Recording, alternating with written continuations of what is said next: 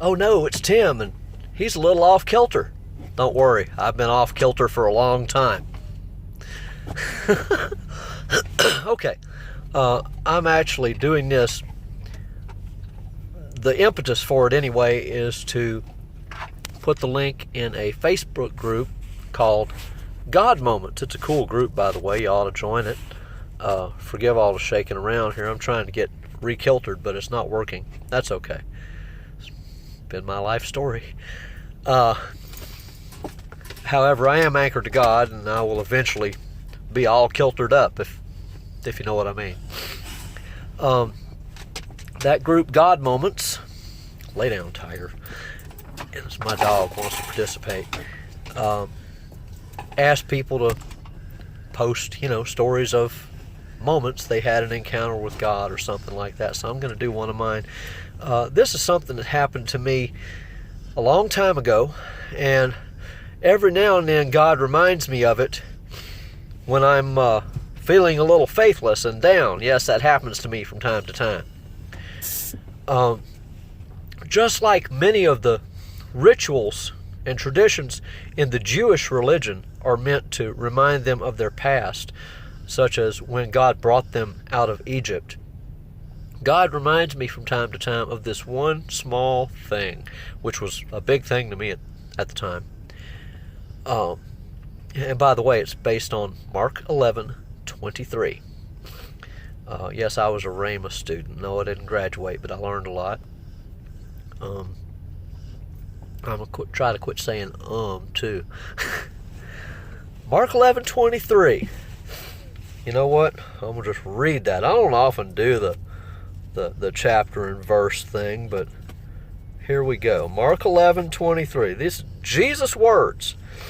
He said, "Have faith in God, for verily I say unto you, that whosoever shall say unto this mountain, Be thou removed, and be thou cast into the sea, and shall not doubt in his heart, but shall believe those things which he saith shall come to pass, he shall have whatsoever he saith." Now, that's pretty strong. Jesus' words, just about what you say and believe and what will happen. That is pretty ironclad, isn't it? He says, "Therefore I say unto you, whatsoever things you desire, when you pray, believe that you receive them, and you shall have them. And when you stand praying, forgive." Now this is key. "Forgive if you have aught against any, that your Father also which is in heaven may forgive you your trespasses. But if you do not forgive, neither will your Father which is in heaven forgive your trespasses." That's tagged on to the end of the Lord's Prayer, or the disciple prayer, if you want to call it that as well. Do you really think your faith is going to work if you're not in right standing with God? And people go, "Oh, well, I believed and I prayed and I didn't get anything, and I'm still mad because this preacher told me." Really? If you don't forgive, guess what? But this is one of those things, back to the Rhema deal, that Brother Hagin said if it didn't work, he'd preach as hard against it as he did for it. Now me,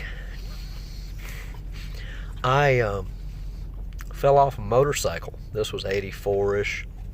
Broke, I think it was my left big toe at the last joint. Nasty.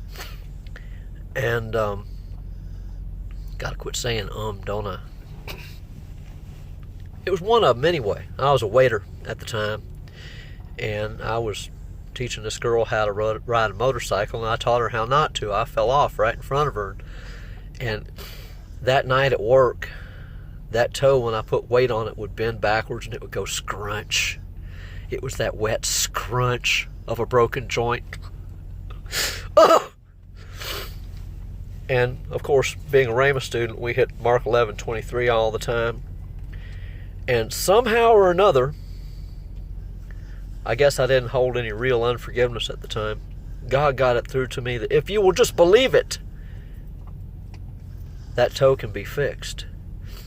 You know what I did? And I just faithed it, and it's never bent backwards again.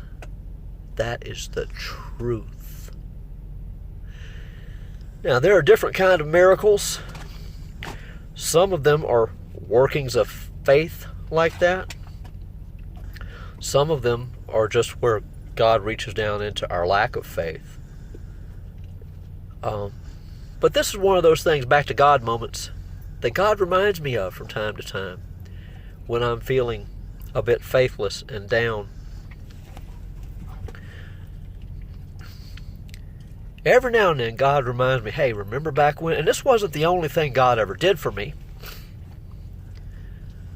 but it's a concrete thing.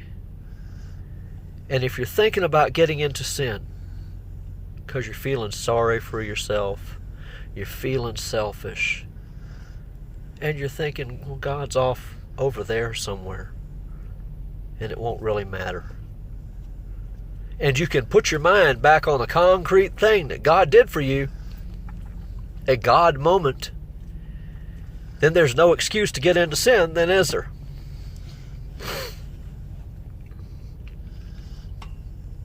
Let me see if this will do a start and stop. Cough button.